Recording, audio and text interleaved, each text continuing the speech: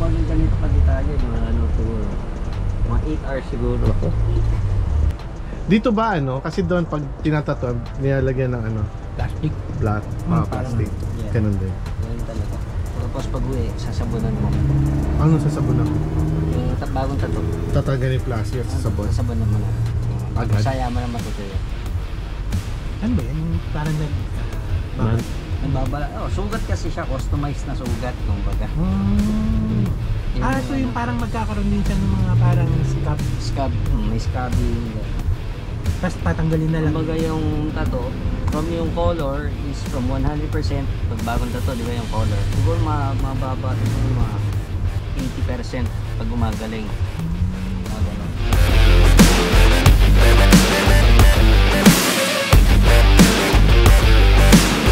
Pero may maraming ba dahil sa naglipahan na ngayon yung mga tattoo artist kaya kahit sino. Oo, kahit sino na lang eh. Oo.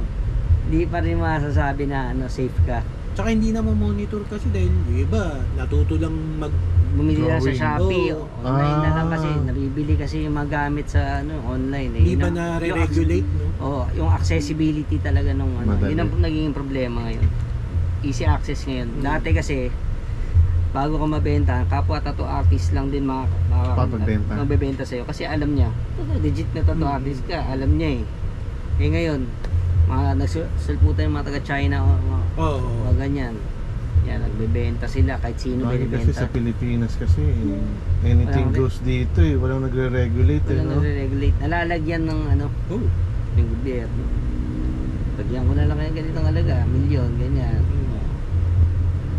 Tsaka ang ang pagtatato, isang isang way yan ng matransfer yung mga sakit kasi yung mga hiringgilya nyo, di ba? Oo. Proper disposal din, pero mas madali. Wala namang problema. Mas mataas ang ano diyan, ang rate ng hepatitis sa ano, sa Pag mas hindi delikadong proper, hepatitis. ano, no? Hindi marunong yung gumagamit. Pero dati may pinanonood Or ako nagtitipid. Inuulit yung mga karayom ng araw, ganyan. Kaya nilalagnat yung tao kasi inuulit yung karayom. ganyan. Yung antibodies mo nilalabanan, may ibang dugong pumasok sa iyo eh. Kaya nilalagnat noong araw. Bakit nilalagnat ako pag tinatatuan? May iba naman, kaya nilalagnat, sobrang pagod. Oo. Tsaka ngayon na pinapakita talaga nila na bago eh. Na ano Talaga nila. nasa ano pa? Nasa Sterilized na. Hindi. Aha. Nakasil pa? Nakasil pa. Parang kagaya sa mga ospital. Yung nakasil talaga.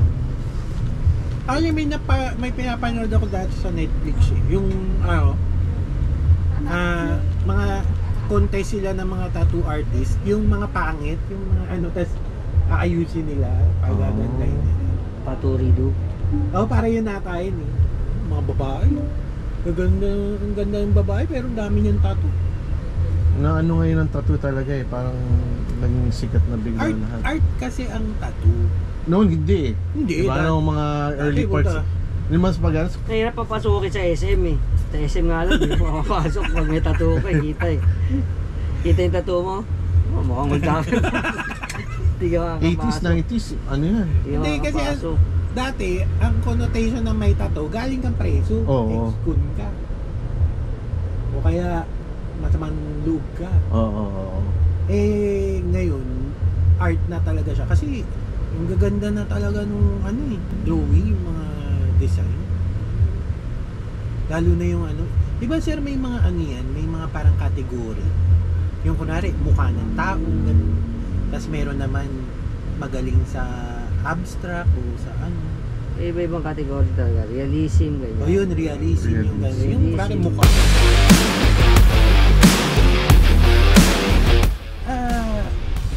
Kailangan ba may background ka sa fine art? Mas mainam na ngayon kasi mas competitive ngayon yung larangan eh. Yung araw, from the books lang kami. Ngayon mga bata ngayon, from art school, sumagtato. So na-execute nila na maayos yung mga magagandang tattoo. Kumbaga canvas na lang sa kanila yung Mas may advantage ka talaga pag artist ka talaga na Kasi dati akala ko dahil may tinitrace lang sila. Pero ngayon, hindi naman sa sir. Parang pa-weird na ng pa-weird na yung mga kasi meron na sir yung naglalagay ng sungay. Yung mga implants. Oo, hindi matagal na rin yun. Kaso tayo dito, bulitas. Araw. Iba naman yun. Oo. Weirdo yung implants din yun eh. Yeah, same lang din ang bulitas yun. Ganun lang. Pero parang, alam mo yung Teflon? Liquid form nun. Yung Teflon. Yung PVC pang balot sa mga pipes, di ba? May liquid form nun. Tapos pag in-apply mo, pag in-apply mo, malambot na mo-mold. Tapos yun yung Yun ang pinapasok. yun ang pinapasok. Tapos iuhul mga enda. May iba, ulmado na, silicone, malambot, pero ano,